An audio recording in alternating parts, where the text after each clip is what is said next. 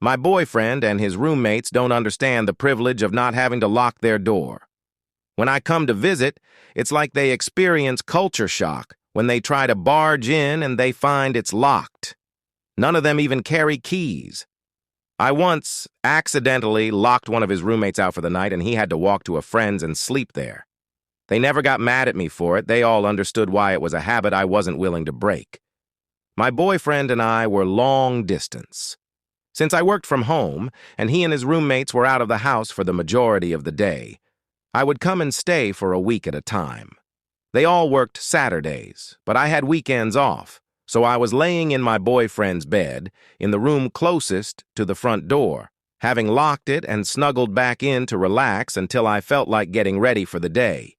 The apartment complex they lived in comprised of buildings that connected, but had separate staircases and entrances pertaining to that section of apartments.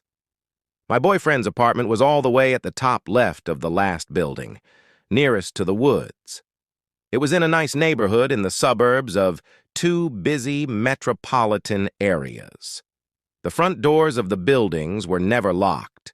The residents didn't even pretend that they locked. They would even leave them propped open with large rocks for most of the day and night.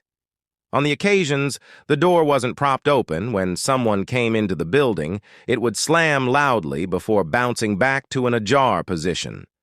My boyfriend always told me to never answer the door, especially if I was alone.